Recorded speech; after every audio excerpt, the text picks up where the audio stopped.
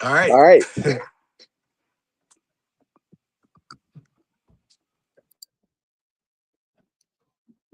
So we just learned a very valuable lesson.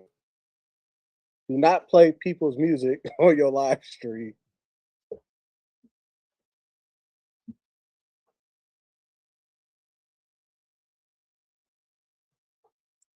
We just learned a very, very valuable lesson.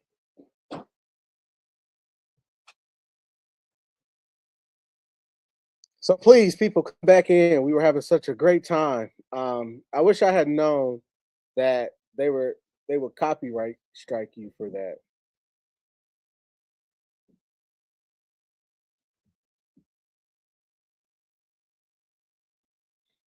So we're back, and I will not be able to play your music. I do apologize because that's what happened. And I was still talking. I didn't know that the live had ended. I was on there trying to read people comment, and it wasn't until my wife was like, she came down to the man cave and was like, yeah, you're not live anymore. They took your video down. So, but let's get back in here. Let's finish the conversation though. Yeah. And also, if you want to come on stream, if you want to come up, share your story of grief, share your story of a loved one that's passed away. I find it great to keep talking about your loved ones that's passed. Keep them alive. I keep my Uncle Rico's Mr. Sucker speech alive. I will not let the Mr. Sucker speech die. People keep saying, Chastity, leave it. I will not let the Mr. Sucker speech die. So if you want to come on stream to talk about your loved ones, so people know who your family is, who your family was, by all means, please come up. There's nothing more beautiful than talking about people that matter to you. And not everybody wants to hear the conversation. Not everybody you don't feel like you can talk to other people about it because of whatever you're going through. But I promise you, on the People's Podcast, you can come up here. I would love to be able to talk to you, ask you questions about your family member that's passed. Or not even a family member, it could just be a friend, anyone. But yeah, mine was like I said, I stopped at Elder Johnny. I played the songs that got me through, and now to the reason this live is going on today, the reason I'm streaming this today. Let me grab my phone.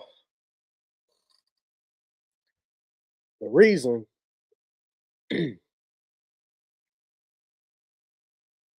reason we are streaming today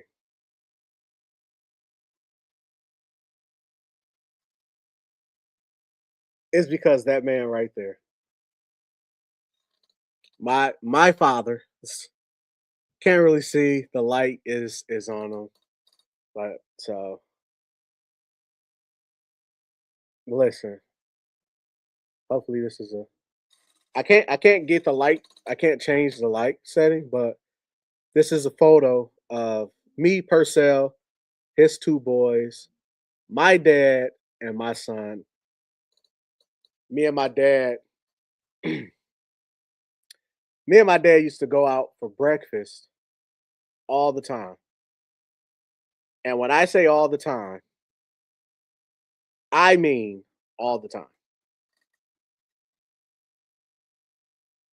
He's that kind of friend, Walter Hawkins.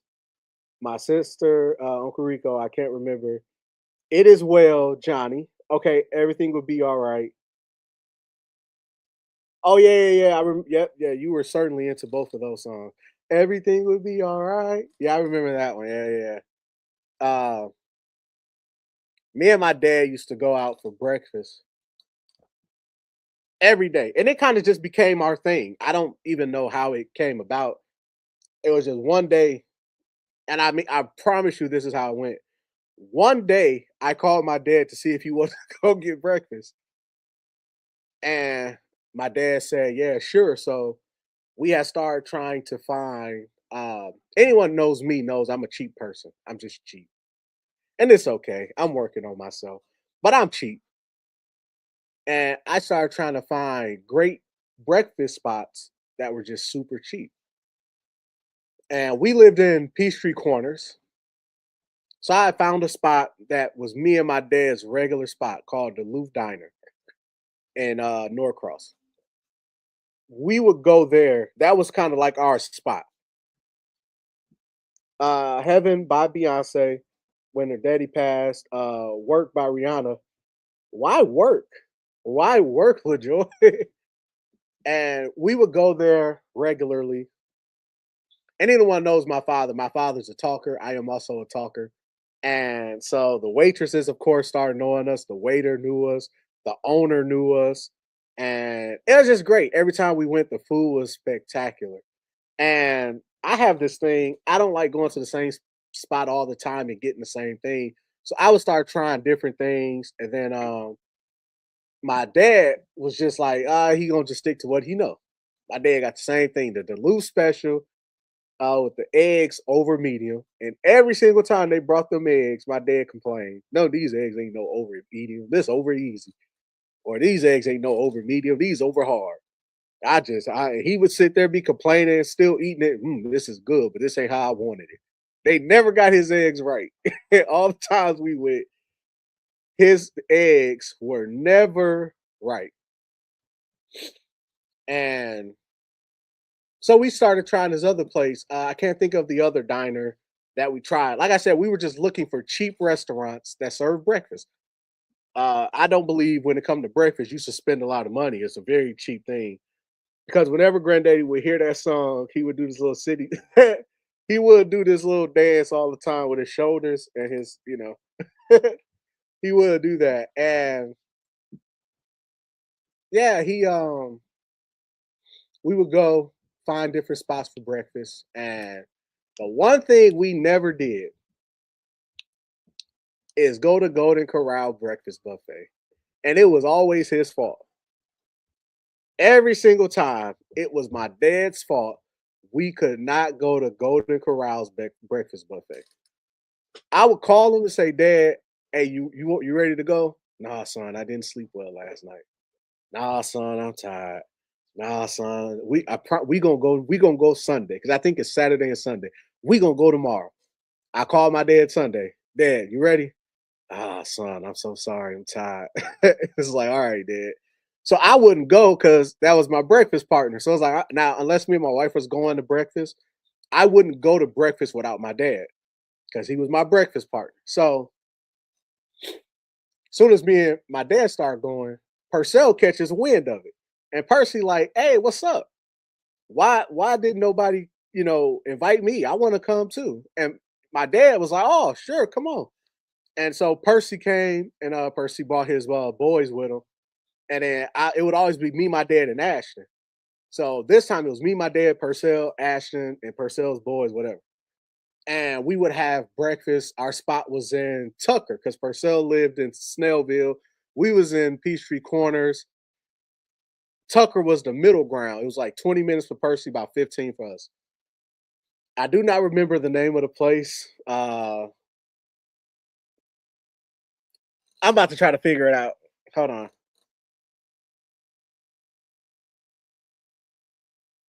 Oh man. I can't remember. And so I ended up finding the restaurant. And the way I found it, I went to I Googled cheap restaurants, cheap restaurants in Tucker, because we found out that was a good middle ground. Uh Old Hickory House. There we go. Old Hickory House in Tucker. We would go there. That was our when Purcell was coming, that was our breakfast spot. Hold on. I'm about to read a comment, then I'm gonna get back to my story. Seriously, if you want to come on stream, by all means, come on up. Me and my brother by 5 when Johnny passed and Charles' dad leave someday. I have to listen. That sounds like it's a, oh hey yeah, Ruben be going crazy when it come to that Rod Wave. Boy, Ruben gonna play him some Rod Wave. But yeah, that's how I found it, LaJoy. I googled cheap restaurants.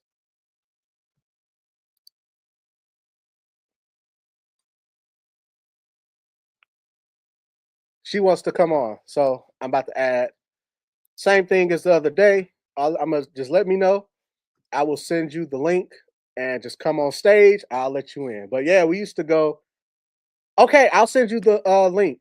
I'll send you the link, Auntie, and you'll just follow the link. It'll bring you backstage, and then I will let you in.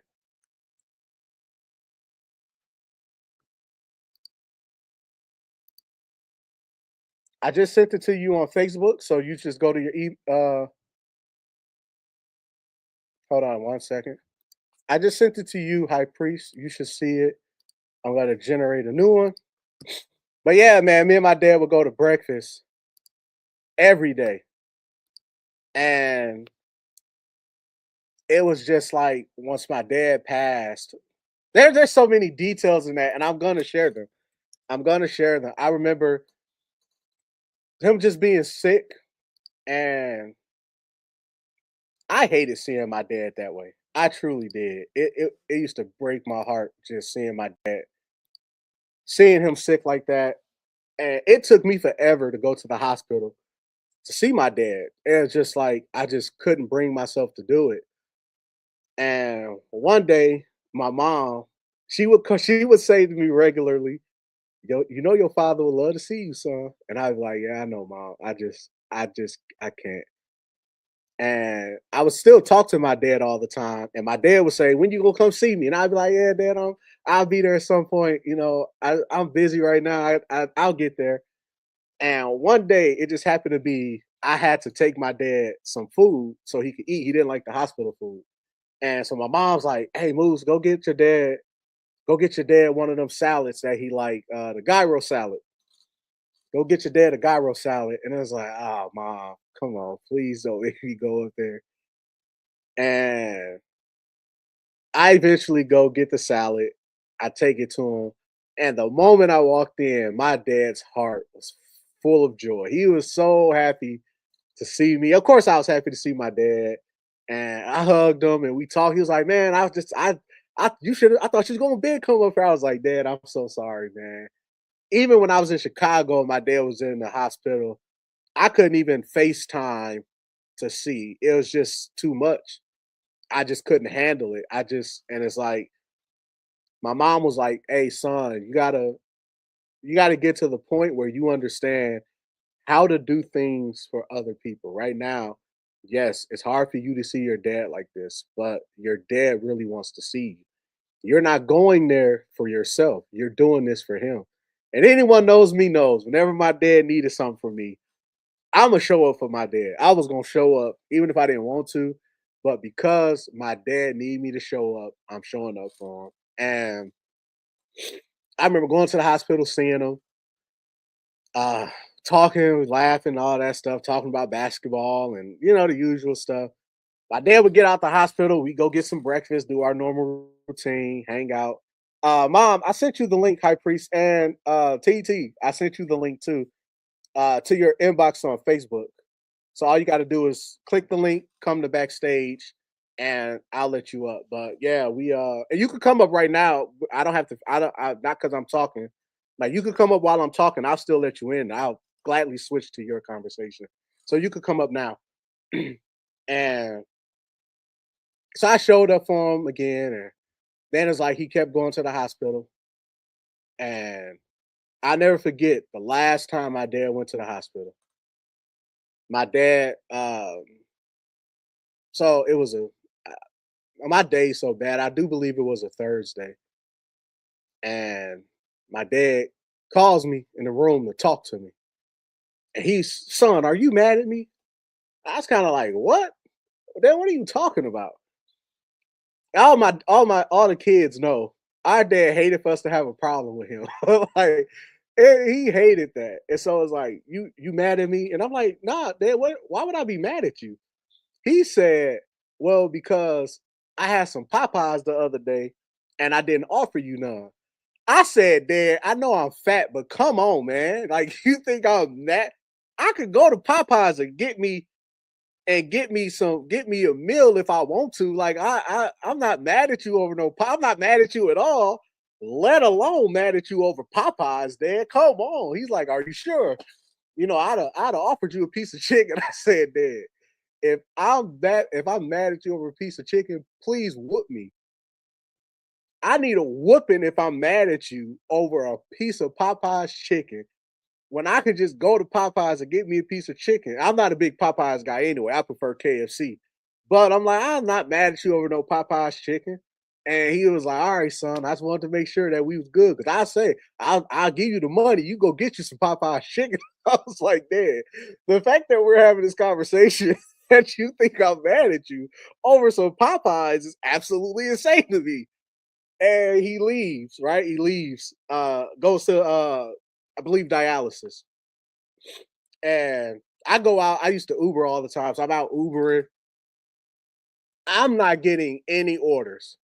It is horrible. I mean, I'm not getting any hits at all. So I had a few sections. Okay, if I'm not getting hits here, I normally get them here. If I'm not getting hits here, I normally get them there. Once I went to my sections, I was like, hey, you know what? I'm not about to be riding around trying to figure out where to get some orders from. He was definitely a gentle giant. I'm not about to be riding around wondering where I'm gonna get orders at. I'm about to go home. I'm on the phone with one of my friends, and on the way home, my mom texts me, and she says, "Chasten, head to the hospital. Your father has taken a turn for the worse." I'm on the phone with my friend, and I said, "Hey, yo, I think my dad just passed away. If not, it's gonna happen soon." And they was like, "Oh, bro, don't say that, man. You gotta have faith in God. You gotta trust." And I was like, don't preach to me. I know the word. I don't need you trying to preach it to me. In reality, just the reality of life and death. My dad was not gonna live forever. I'm not gonna live forever. And I text her back, okay, do I need to go pick up my family? Here we go. We'll get back to my story. We have somebody coming up on stage. I think I need to go this route. There we go. Well, TT, hello, nephew. how you doing? I'm good and better for your asking. Thank you. First, let me say hello to my family. Hello to everybody. I'm just excited for you, for what you are doing. But I'm telling you, today was definitely what I needed today. I've just Good. been, I mean, I don't know how many people actually know who I am, but wow, I'm family. It's kind of You auntie. crooked. you I thought you was listen, this auntie right here. This is auntie. This who she is. Yeah, She's family till the day we all go on to be with the Lord. This that's auntie right right. here. This TT. Yeah. Yeah. So even in just the topic, talking about it, of course, I heard you talking about Rico when I first got on, and I was like, Mhm. oh, my brother, Yeah. And then from there, it didn't take me to my sister, to your Mhm. aunt. It took me to Uncle Cornell. And Yeah. then from there, I'm like, man, our families have been through some stuff. Yes. And then from there, of course, well, before even Cornell, your brother and um, I know that feeling of losing a sibling too. I know that Yes. feeling of losing a parent, a father specifically. And then, of course, now as your mother, I know the feeling of losing a child. Hmm. And those things have been, how should I say it? It's like, okay, God, what else do you need me to learn about Yeah. this? But I can tell you this, if nothing else, I've learned to, yes, keep their memories alive. Hmm. Keep, what did you say? You're going to keep telling your story? Keep telling your stories. Hmm. Because at this point, we have, I have grandchildren now, but my son's has two daughters, the one that passed. And so it's like, if I don't say certain things, will they ever know, Right. of of those things concerning their parents. But I'm appreciating this whole um live that you have going right now today. Um Thank you. Now one thing that I it got me, I was sitting here and I kept thinking of what songs, you know, I listen Yeah. to or whatever. Well, of course, it's amazing to me, but when Phyllis passed, okay, first of all, when my dad passed, I know you all remember that. When my dad passed, our family was known for singing this one song at everybody's funeral. They didn't want us to sing nothing else. It was These Are They. Okay. And so at my dad's funeral, we all decided we're not singing this no more. That's what we decided. We don't care. We're not singing this at nobody else's funeral. And lo and behold, if it wasn't true, we were only able to sing a part of it at Mm, Phyllis's funeral because she was in heaven. yeah. Yeah. And then when Cornell passed, it's like, wait a minute, this is Right. this is for real. We Hold on, can't you sing.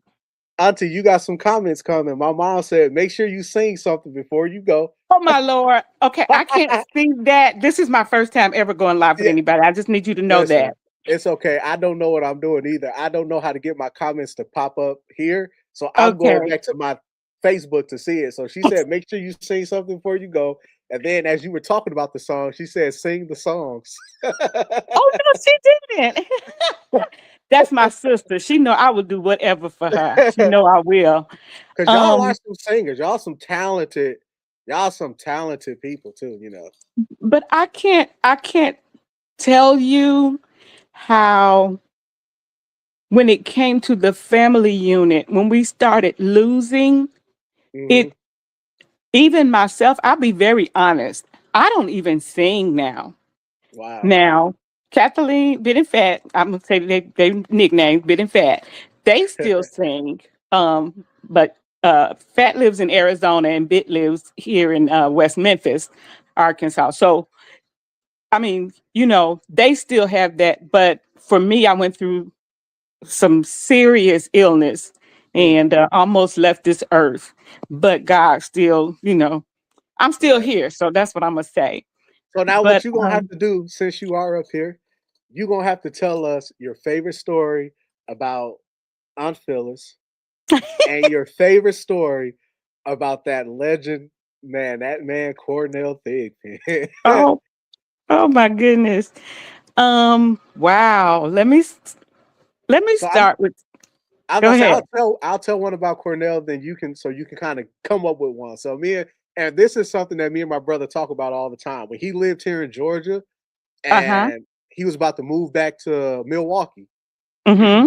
me and Purcell used to go over there to sit with Cornell all the time. I mean, all every chance we got, we would go. And Mm-hmm. Cornell was, Cornell's not one to name drop and one to like show everybody he know.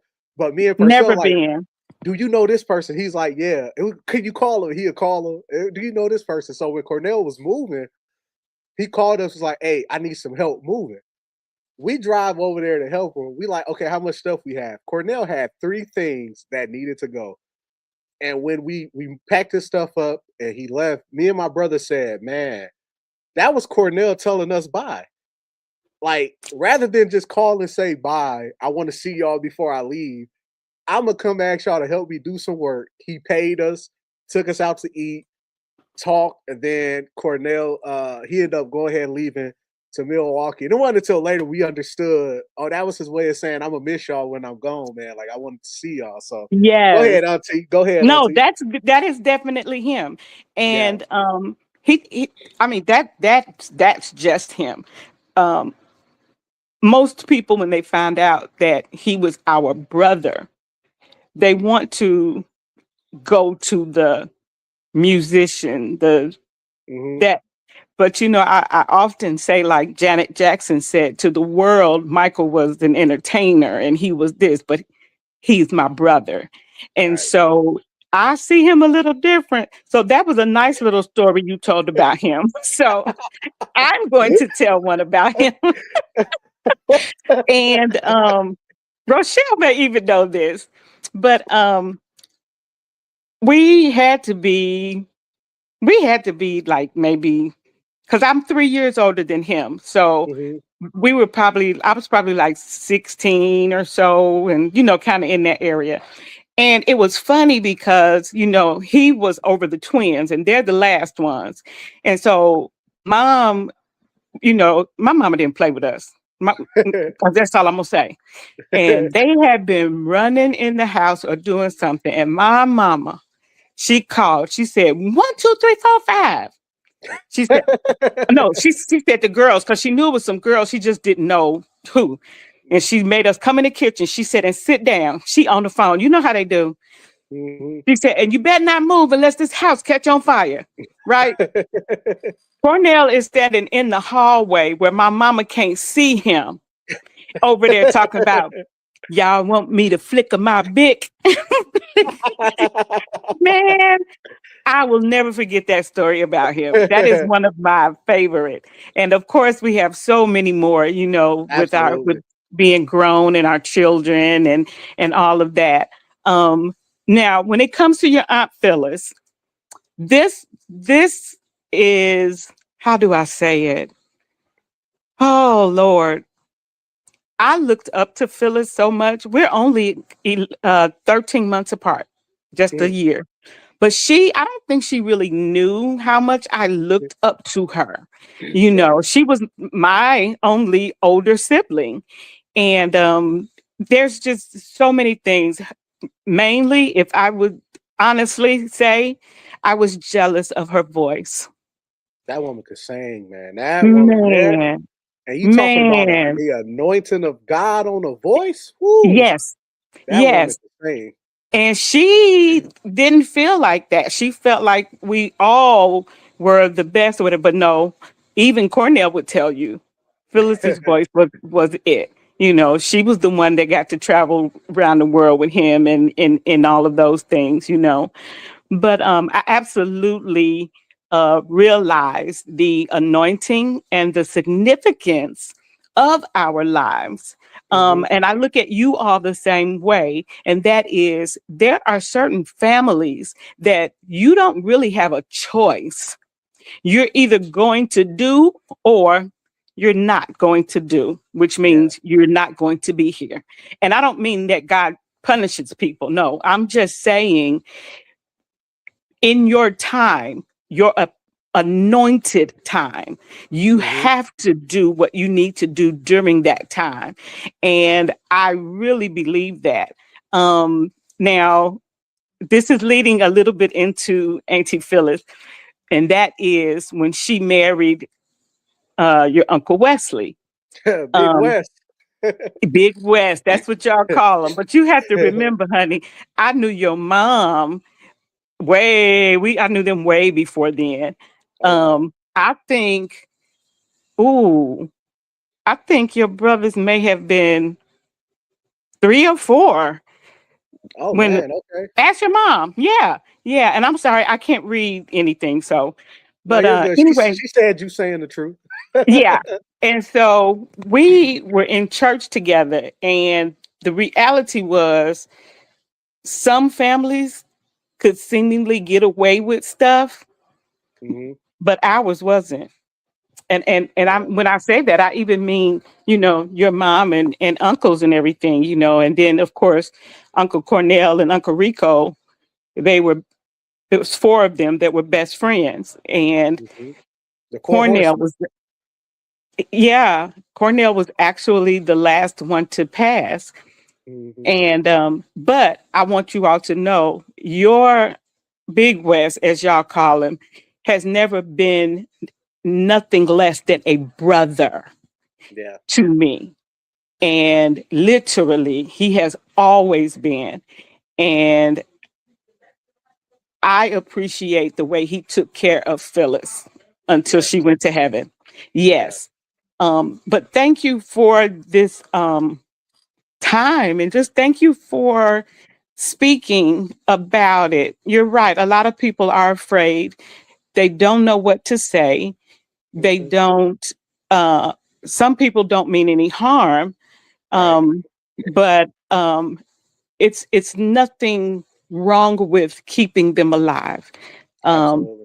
Lastly, before I sing a little song, Okay. uh, in April of 25, um, us there was a young man that Greg and I uh, finished help raising because his mom passed. Well, his mom and I had been friends since he was 2, and she passed. And then at 14, he came to live with us.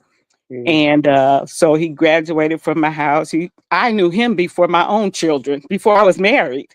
Oh, wow. And in April, he passed in Chicago.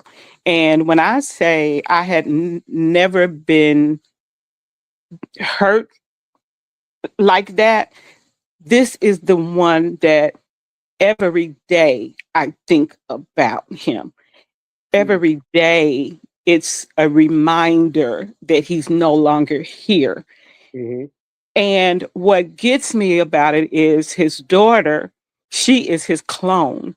And so looking at her at she's just turned 9, looking at her every, week when I see her, it's like seeing him grow all over Mhm. again.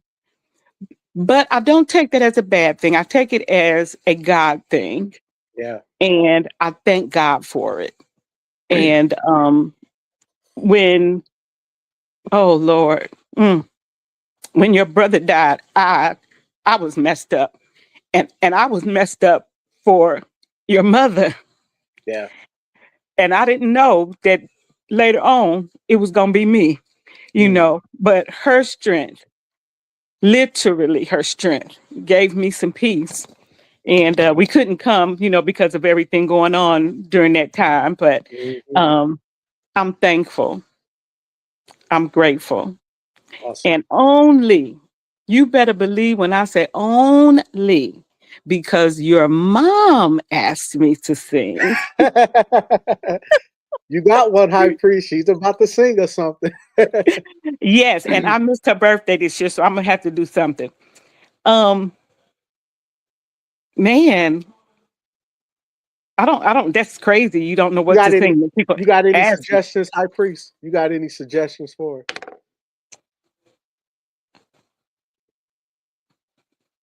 Let's see. We're gonna see. I don't you don't Well, you don't you don't feel a song. Let's see what you feel. I'm just. You know what? Let me just do what I normally do. I just Mhm. start telling God, "Thank you, Okay. thank you, Lord, thank you, Lord." Mm. Thank you, Lord. Lord, I just want to thank you, Lord, because you've been my friend. Mm. You've been my friend.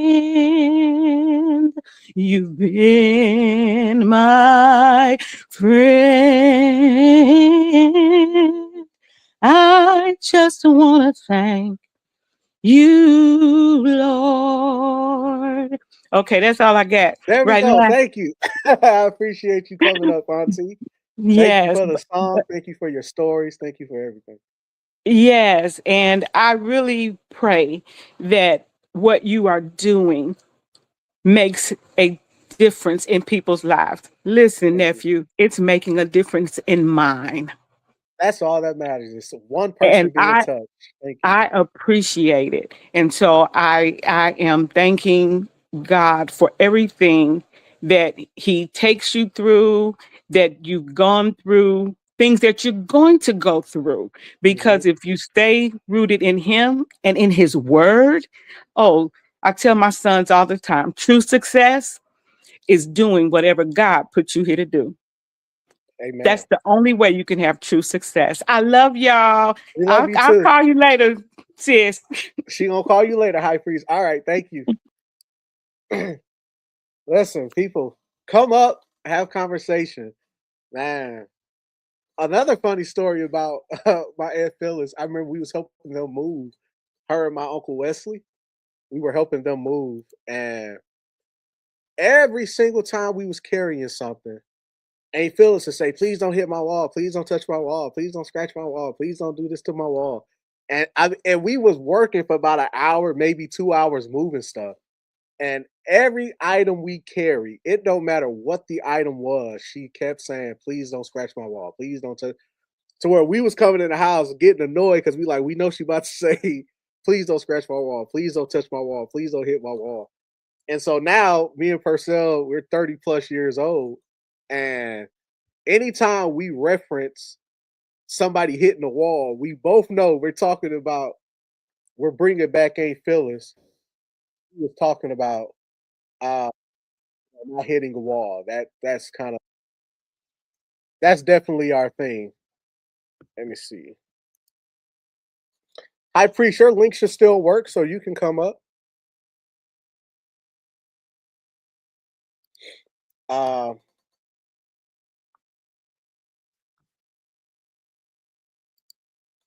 it should still work, so you should come up. But yeah, we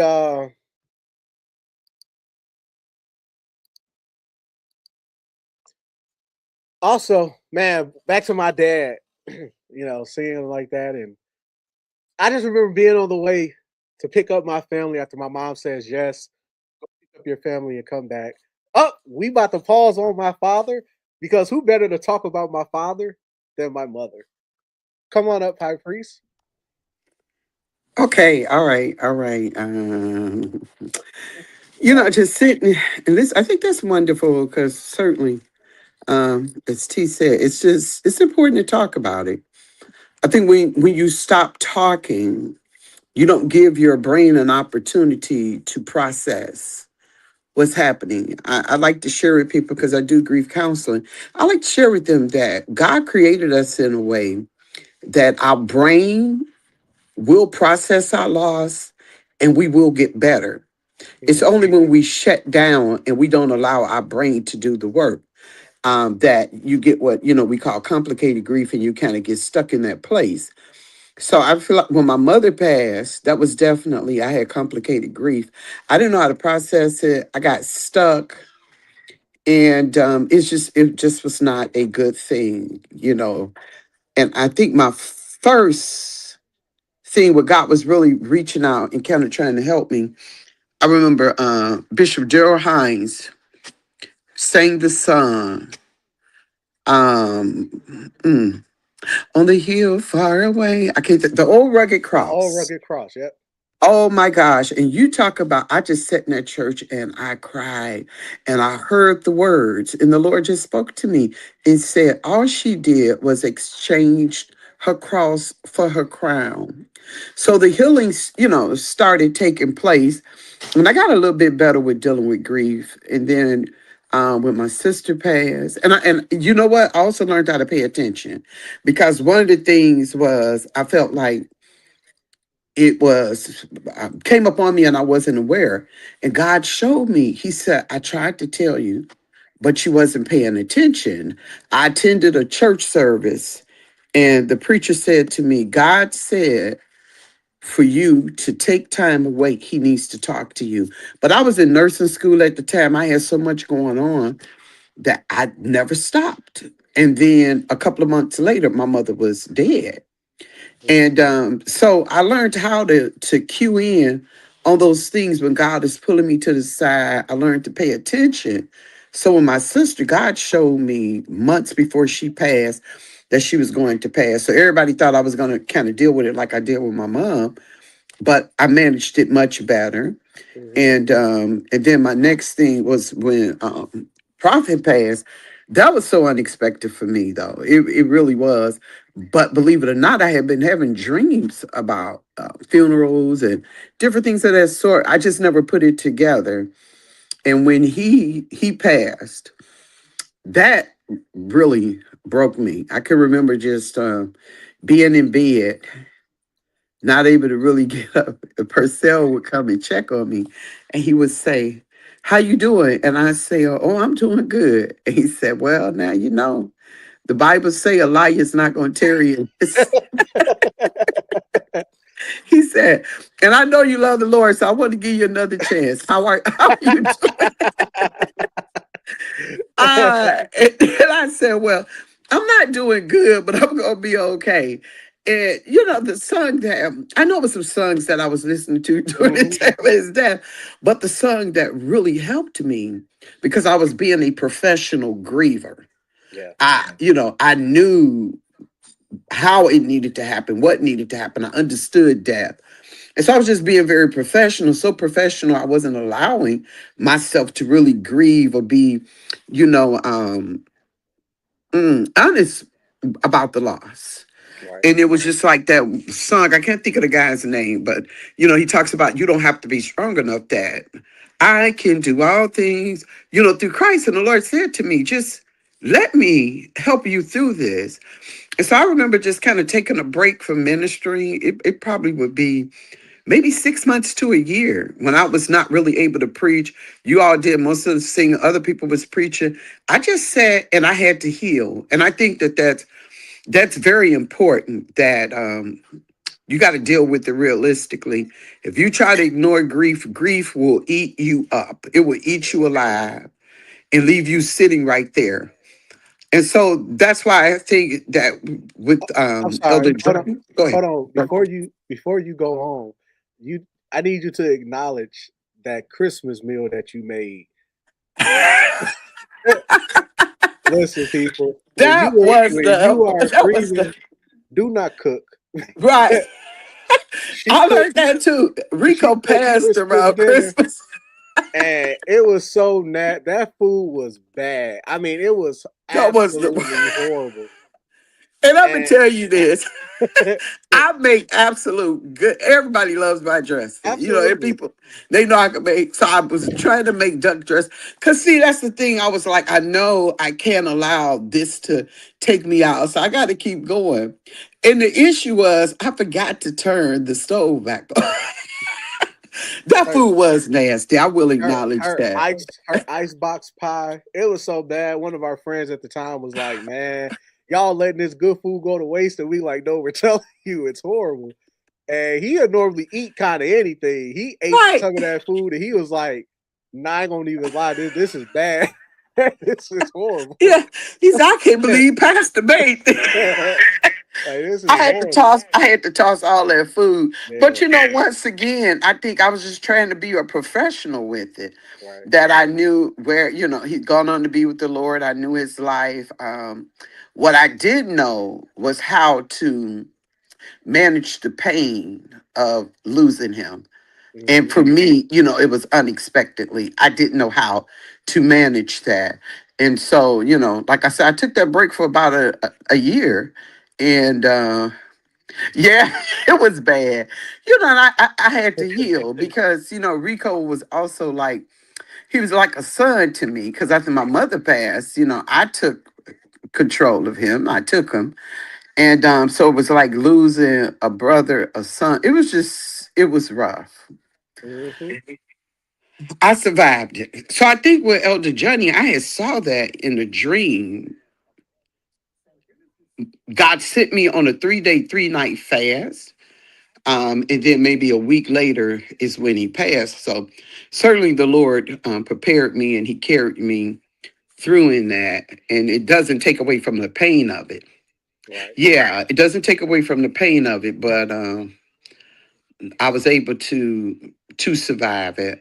I was surprised myself because different people was like, they was calling, and I was kind to folks because I knew they meant well, and they would say, "I got to see your face," because I just know. And each time they'd go, "Oh my God, what is going on here?" And I would tell them, "It's the Lord. This is nothing but God that is carrying me through the way that He carried me." I didn't think I could do it. I felt like when his birthday was coming up, I was like, oh my God, this is probably going to be the worst time. And I worked, and my schedule was so busy. Somebody called me, and I was asleep. And they was going on because they had just kept calling. And then finally they said, well, you know what today is? And I was like, no, what happened? They say, today Johnny's birthday. I said, yeah. They said, you okay? I'm like, oh my God. I told them, I said, it's the Lord. He helped me through. And I wasn't trying to be a professional. Like people were saying, you got to show you hurt. I know you crushed. You know what I mean? And sure I was. But what I learned is that when God is being a comforter, accept the comfort. Hmm. And that's what I did. I accepted his comfort, and he carried me through it. My father, and I did his eulogy. Yeah. But once again, God prepared me. And then, with your dad, I think that's a whole different beast. You know what That I is mean? that is a That's entirely different kind of animal that I know I often say just finding out who I am in life without my dad is different because he's always been there. It's yeah, like any milestone in my life I can point back to my dad being there. Anything that's happened, I can point to my dad being there. Like this stuff with David Ruffin Jr. Like it's cool. My dad he knew that I knew David Ruffin Jr., but the second part that came from me being around David Ruffin Jr. is like, oh man. And for a minute, I don't know if you remember how hard it was for me because it's like I used to call and tell Johnny everything. Anything that happened, I'm gonna call and tell JB. And when yeah, JB was gone, it was just kind of like, oh man, I don't have that person to just go and tell everything to JB. And it's like kind of like that same thing now with my dad. It's just like, oh my God, it's like, just don't have that no more to go and just say, Dad, this happened. right. And it's definitely it's a process, like you always tell me. And I'm terrible at the process sometimes, people. I'm not gonna even pretend. Some days I'll be walking around, I'll just be like a zombie. Just I can't even process what's going on, process the day. And eventually it's like I'll kind of start narrowing down. Then I'll kind of be like, oh, okay, I'm having a bad day because my dad right now. And it's like, all Yep, right, yeah. yeah. And that is part of the process. You know what I mean? Hmm. That's definitely part of the process. I think his birthday passed the 8th, and I told you, I think probably on because Rico's birthday was July 1st. And so we were all so used to we would celebrate Rico and then we would get ready for his. So, I was already kind of a little triggered, but I recognized that okay, it's these birthdays, it's all of this stuff. And I just allow it to happen. I sat and I listened.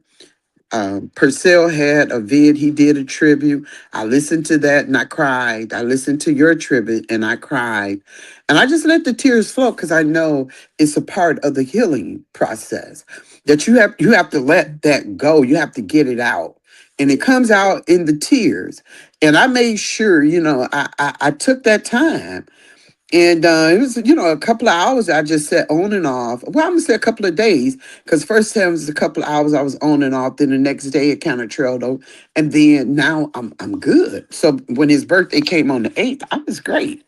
But you gotta do the process. Grief, our bodies are made to do that. And when we fight it, that's when people get stuck. And I really feel bad, especially in the church, because I think sometimes we don't know what to say to people. But I do know we got to do more than dance and shout. And that's what Right. people did to me when my mom passed. Come over and show. It's almost like being around drug addicts. You lose somebody, all they know to do is shoot you up. Come on, smoke with me. Because they don't know anything else to do. So you in church, you lose somebody, come on, dance with me. Praise the Lord. And all of that is great. But then Hmm. there's a moment that you have to sit down and you must grieve.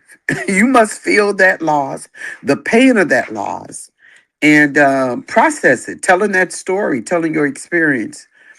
till you can get to the place where your brain and your emotions kind of reconcile with each other, and it is well.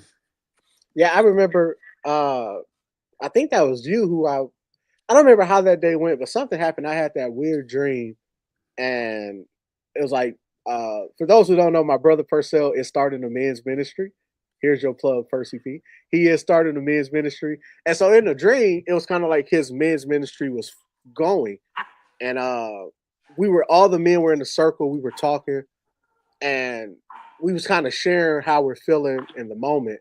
And I was just kind of like, "Oh, I'm okay, I'm good." And then all the men was like, "Come on, Chasten, you say this every week, every time you just saying you good, you good." And then I just broke down, crying and yelling. I'm in pain every moment of my life. Every moment is just painful for me. And I was like, "Oh man, that truly is how I feel. I truly am just in pain every moment, and I'm trying my hardest not to give into the pain when sometimes you need to. Like I know for the longest when I talk about my dad, I would just talk about the funny moments. I would talk about the times that he whooped this or he, whacked Purcell in the back one time and how he tricked Ruben this one time and whacked him, how he set me up for a whooping one time and stuff that we laugh at. And I would leave all the other stuff buried. And then it's like, but I got to talk about that too. I got to talk about how I felt carrying my father's casket to his plot.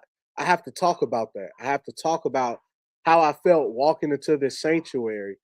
And this is the very last time I'm ever going to see my father. I will never see him again in person. This is the last time. And it's him lying in the casket. Like I have to be able to talk about that stuff as well because it's a part of the grieving process, not just the good moments. Those bad moments are also a part of it. And you can't hold those down. You have to talk, you have to let that stuff out as well. High priest on you. Absolutely. And once again, here is why I wanted to do grief counseling and did like some things to really specialize in it.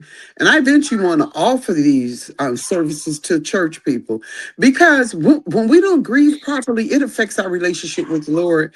You'll be, well, maybe not. It is shocking. Let me say that way. The number of people who attend church and they're hurting because they lost someone they love. Now they know, we're going to go to heaven and we know they were saved, they went to be with the Lord, but we also are human, and it's that Mhm. that separation in the flesh from the flesh, and you're still living. It causes you to question everything from your salvation, to your commitment to how you're going to live your life, knowing that you too must cross that way. So, it's a very deep conversation that I think the church doesn't talk about enough. And we don't know how to support people when they lose someone. I think it's just a wonderful thing, offering that grief, normalizing that it's okay to cry, it's okay to hurt because you lost someone and you don't have to get up and dance it out. You may not be able to Mm. dance. You know what I mean? Today, all you may be able to do is just sit there and cry, but that's okay as long as you don't stay there.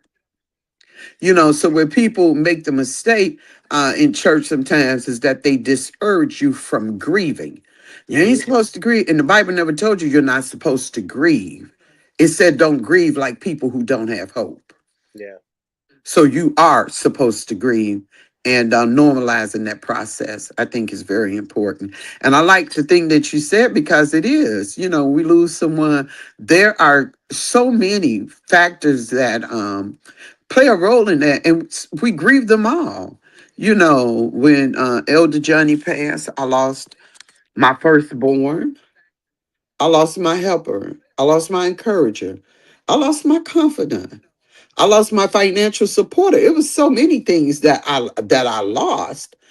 My biggest cheerleader, and so yeah, you grieve all of those things, and when you do it right, you're able to readjust and you Mhm. keep on going. So you mentioned a few people. I'm gonna let you pick who you want to tell your story about. Of the ones that you mentioned, tell us a story about you can pick two of them. And I know it's hard to kind of pick between, unless you can tell a story about all of them and condense it. It's up to you. Okay. The one about something I remember. Oh, I could do that real quickly. With my sister was such a jokester. And although she had substance misuse issues, I always called her diamond in the rough. She was a sweetheart. And I think the story I remember is when I was getting married and my sister got clean for like 6 months while she waited to be my maid of honor. She wouldn't do anything.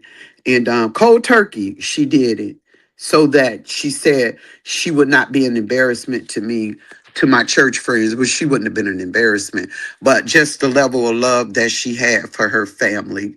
With Rico, I think, with Rico was a comedian. So, I had it very rough, but he always doing something to make me laugh because he didn't like to see me down. So it's like, if it looked like someone right, he's going to crack all kind of jokes till I start laughing. Then he'll go ahead and he'll leave. He wasn't serving the Lord. He would always say, Shell, you're going to be okay. God going to bless you. I'm telling you, Shell, you can't do all this stuff you do and God don't bless you. So I used to call him the unsaved prophet because he always he always had some prophetic word or something he was saying. I think with Sugar, when I got pregnant with Johnny, I was out in the world. And I always say this, he made me grow up because I always wanted to be a good mother. And once I got pregnant with him, I sat down, I stopped partying. And not long after that, I was, of course, pregnant with Christ. But the Lord saved me. But Johnny slowed me down enough that I had an opportunity to hear God. Yeah. I know, Tyrone, this is true. I think did my sister kind of went out of order. I think with my father, it was totally different. You know what I mean? Because I came to know that I had so many traits like my dad. I was just excited that my father had accepted the Lord. And Yeah. T, I thought about your story you told me about with your dad. Similar thing. I was so glad when my father accepted the Lord. Yes. With my hubby, that is still something I'm still digesting. And it is because we were together for almost 36 years. I was with him. It's like, a very long relationship and so many pluses that he to my life and helping me. Even now I'm working on my fifth book and I miss him because he was my editor, my co-writer in this sense that I was sitting. Sometimes we'd talk about something for an hour. And I recently got stuck on a part. I was stuck for about a week. I had nobody to discuss it with, take it back and forth. Anyway, yeah, it's a whole different thing. So I definitely I miss him. And yeah, just the reality. I never thought that I would be in this place. This is the place that I'm in. And I guess my thing, the biggest story I would say about him is that I know his role was hard. And when I say that, to be married to a preacher, a female who God greatly used, and I'm not being braggadocious, I'm saying things that people would try to use to make him feel less than. And I never forget, I had preached and the guy walked up to him. He was like, man, your wife can preach. She could beat you preaching. And he told him, she could beat you too. You're right. She can beat me, but she can beat you too. Yeah. He said she could beat you too. And I felt so badly about that. He's like, no, I mean, it's okay. It's the truth. He said, but for him to say that to me like that, yeah, he told no, she could beat you too. It's a whole bunch of men she could beat. It ain't just me. So that would be the thing. It's very encouraging. I tell people I would not even be doing ministry on the level that I do it. He gave me the courage because he said to me, "You're greater than what you do. You're not just your brother's cheerleaders. You have a ministry. You're not just their cheerleader. You have a ministry, and God wants you to get about it because that blood's gonna be required. You know how you would preach. You go in hell. You go in hell. You go. Yeah. How old are you? You 13. Right. You can go to hell too. You better get your life right with God. It's like, man. So that's what I remember most about him. It's like he's gonna make sure, I was doing. I tell people I wouldn't have written my first book if it wasn't for him. I was supposed to be writing. I would go about doing other little things, and he said, "You go right here doing everything but working on that book." And I got mad at him. He was, I'm gonna get back to that book. He said, "Yeah." He said, "I'm just saying, you ain't wrote it. And I don't know when." So he taught me consistency, and yeah, that would be the story, definitely. Well, I appreciate you coming up, sharing with us, Yep. and thank you. So, listen, Tyrone, I wanted to address your comment. I wanted to give the high priest a chance to finish her stuff. But this, I'm not good at grieving. I'm scared to lose people I love. One of the things I actually heard an apologist speaking on this, and Wednesday, if you're doing nothing, please come. We do have Christian apologist Chris Claus. I'm actually going to ask him some questions about eschatology. But I actually heard an apologist talking about people saying they're scared to lose people they love. He said the reality is you're going to lose them.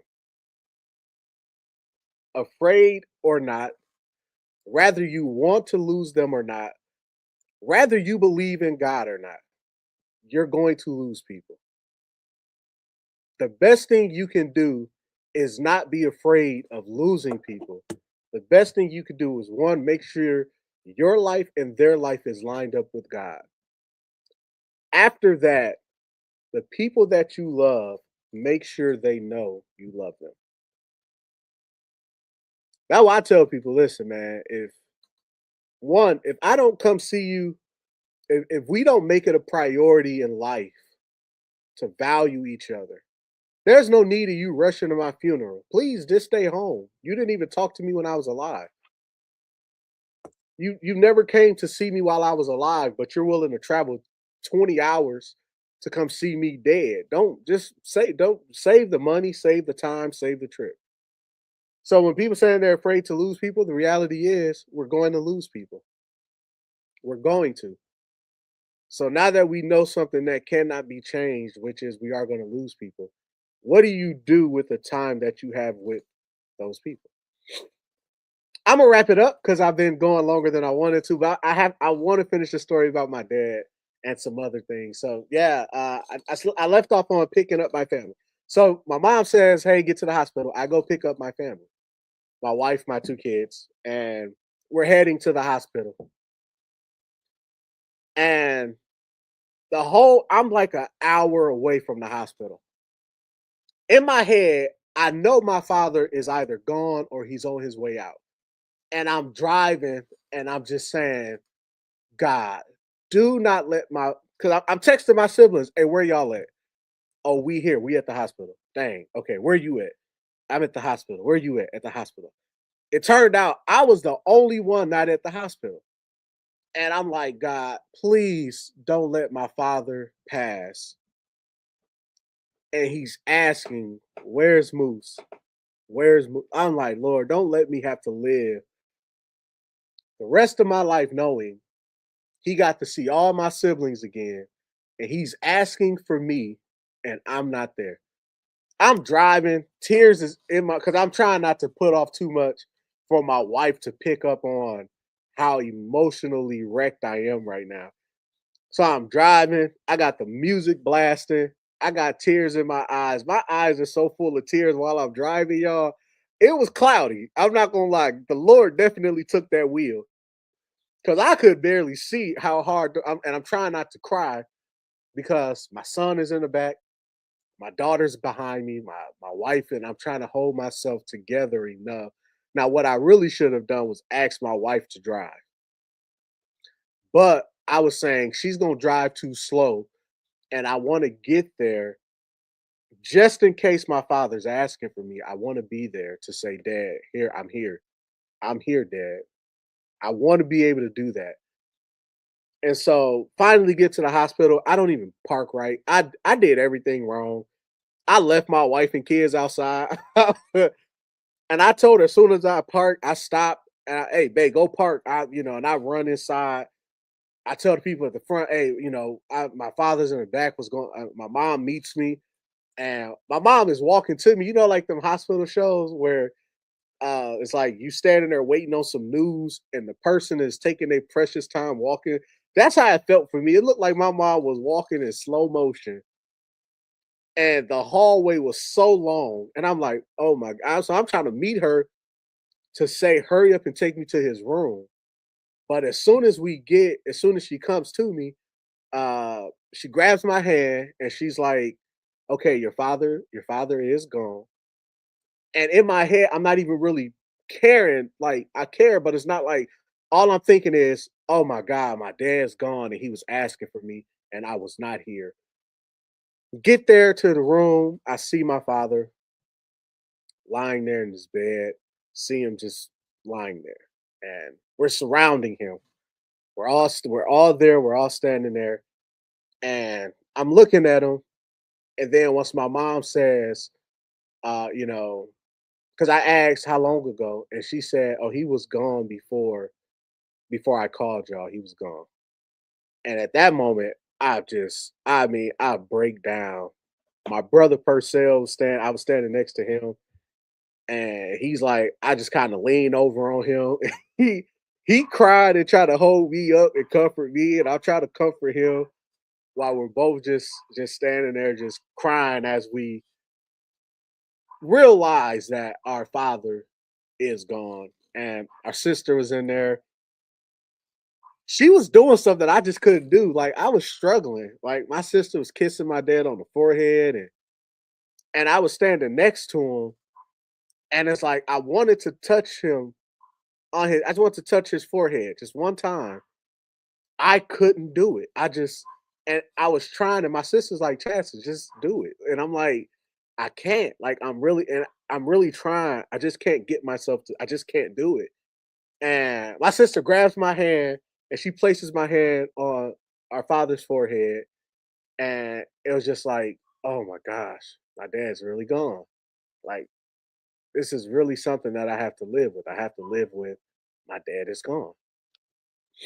And my sister's kind of looking at me like, man, dude, like that was really that hard for you. And I'm like, yes, you have no idea how challenging that was for me to place my hand. Cause it's like to me, every step was just more confirmation that my dad is really gone. And by touching him, his lifeless body, touching him, and my dad not reacting, my dad not responding, my dad doing nothing but lying there. It's more confirmation that your dad's gone. And after that, it was just like oh man, my guy Leo, chaplain. He's a chaplain in the military. He is therapist, and I called him. I had texted him like, "Hey man, do you have time to talk?" We talked, and I was just saying to him like, "Man, how mad I was at myself because it's like, man, I have to deal with this, and at some point, my children are gonna have to feel what I feel right now. At some point, my son is gonna have to bury me.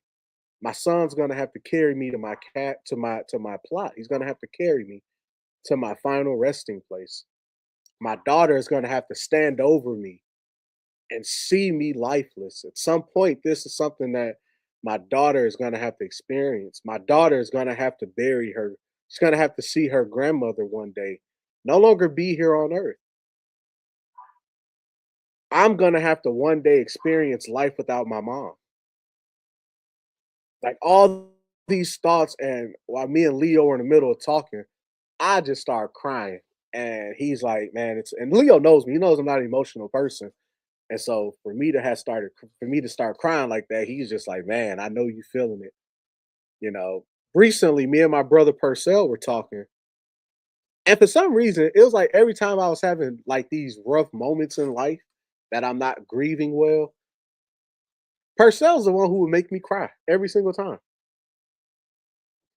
And so once I called him, I started crying. And another time I called Percy and talking to him again and just crying. And yeah, Ty, I remember calling Tyrone that night. And Tyrone, he was being mean to me like I did it. Tyrone was treating me like I'm the reason my dad was no longer here. I called Ty, and because at this time my mom didn't want to post it because some of the grandchildren were still out of town. So she's like, "Hey, certain people we are going to call. They're not going to find out on Facebook." Tyrone was one of those people. So I called Tyrone and I say, "What are you doing right now, Ty?" And he's like, I'm at work." I said, "Oh, well, just call me back later then, bro." He was like, "No, no, no. What's up, bro?" And I was like, "Nah, just call me later." He was like, "Chasten, bro, what's up?" And I'm like, "Tyrone, I have bad news." And Tyrone said, "Chasten, man, I'm not playing with you, bro." Like he started being, he was so aggressive. "Chasten, I'm not playing with you, bro." And I said, "Whoa." So here it is. I'm supposed to be delivering news that my father's gone. I'm on the phone trying not to laugh because it's like, yo, Ty, bro, why are you on demon time with me? I didn't do it. And I was like, my dad went to the hospital. He said, "Chasten, shut up, bro. I'm telling you, you better shut up, man." I was like, whoa. And I said, "And my mom wanted me to call you, Chasten. I'm not playing with you. I'm not playing with you, bro." And I was like, "Tyrone, my dad is gone." He said, "No, he's not. Shut up. Get off my phone." And Tyrone hung up on me. And I was like, whoa. I was like, oh my God. So I call him again. He answers and he's like, "Chasten, bro, stop playing on my phone, dude. I'm not playing with you. Get off my phone." And he hung up. I'm like, oh my gosh, what do I do at this point? So then I call him again. I called him a few times. He didn't answer. I called him again. He didn't answer. I call him again. He doesn't answer. I call him again and he answers. He didn't even say hello. He said, "What?" I said, "Tyrone, I know it's tough, bro, but this is what's happening. My mom wanted you to know." He said, and he was very calm voice, very calm. At first, he was explosive. This time, this time he was calm. He said, "Chasten, I'm telling you, get off my phone. Stop playing with me. There's nothing wrong with your dad. He's okay." And I said, "Tyrone, as bad as I want that to be true, man, I promise you it's not. My dad is gone. We were just sitting there looking at his body." He said, "Chasten, hey, for real, bro, stop talking to me. Like, just if you don't have nothing different to say, do not call me. Just leave me alone." And I'm like, "Ty, bro, it's okay, man. You know, this is what's happening. My mom just wanted you to know." And then eventually he accepted that this is what's happening. And he just, he broke down and, you know, yeah, we all hate bad news, and then one of my friends, Nigel, and his wife Kristen, they came to the hospital with us, and I think one of the greatest moments that happened at that hospital was when we were all surrounding my father, and I posted the video. I posted the video on my YouTube channel. Oh yeah, High Priest Tyrone wasn't playing with me. Tyrone was hot, and I'm like, dude, I didn't do nothing. Like, I am also standing here dealing with the fact that he gone. Why you trying to fight me? I didn't do. I was listen. I would have hated for Tyrone to be there at that hospital. I would have hated for Tyrone to be in Georgia and he got that call because I just feel like Tyrone would have pulled up on me. It was like, "Now say it again. Say your dad gone one more time, bro. Say it." And I just was like, "Ty, like, hey, Purcell, can you come get him?" Purcell, come help me. Like, I would have definitely hated for him to have been here. But yeah, I posted the video. I don't think I should get copy. I don't think they should copyright me because it's my video, but I don't want to take any chances. But there is a video I posted on my YouTube channel, Opinions You Didn't Know You Needed, of the prayer that my mother she prayed. It was a prayer that I wrote, but my mother was there. She's the one who read it over my father's body while we were all surrounding him. Beautiful moment. It was such a great moment to capture. And yeah, so like I said tonight, I just want to talk about the conversations that is right. Yep, Tyrone them did come a few months earlier. I remember my Uncle Crusher had came down a few months early. And I all right, I'm not gonna see. Listen, I be trying to. I know I just say stuff right, and people really don't be believing me. I really say as much as I believe or I feel God is allowing me to say, because I was just about to say something, and I felt Him saying, "Don't say that," and I was gonna twist it up. I was trying to in my head change up how I was gonna say it, and He said, "Don't say that." And so people be like, he just say stuff, he just be talking. I'm telling you, the stuff I say, I feel God is allowing me. That's why that little bit I was about to add up in there, I didn't say because he said, "Don't you say that." Although I'm the gospel Cat Williams, that's why I put the gospel in there because, and I'm not saying Cat Williams don't do it, but I'm saying me personally, God said, "Don't say that." So I'm not saying it. But yes, Tyrone came to visit a few months earlier than when he passed away. So listen, and the reason I did this is we were having our gathering today as my mother was preaching, and she was talking about this next phase for the ministry, what we're about to do, the goals. All I kept thinking of was, man, we have to keep moving, even without our dad, even without my dad. We have to keep moving, even without Elder Johnny. We got to keep moving. We cannot get stuck here. We cannot allow, for me it was saying, I was saying, cannot allow my dad not being a part to stop us from accomplishing. And as I stood there and just, I mean, I'm not an overly emotional person, and I was about to, like, the tears were about to come. Then my sister Tucci, she looked at me, and her looking at me kind of made me go, "Nope, you're not gonna happen today." That's what kind of happened. And so the tears didn't fill my eyes the way they wanted to, and I was just standing there like, man, we gotta, even without him, we still have to keep moving. Even without him, we have to do what God called us to do. Without him, we still have a mission, we still have a goal. And the best thing we can do for him is accomplish those things. So that's what this is about for me. Tonight it was just like just the process of grieving. This is the conversation that grief it didn't know it needed. Grief, you're hurting us, you're killing us, you're doing a lot to us, but you are a part of our life. And that's it for me. If you have not seen the video, I did do a cover video for Bridge Over Troubled Water that I dedicated to my father. And I also posted the prayer that I wrote. It is on the YouTube channel, Opinions You Didn't Know You Needed. This has been another great episode. I love being able to interact with other people. I love that you all are coming on stream and you're having conversation with me.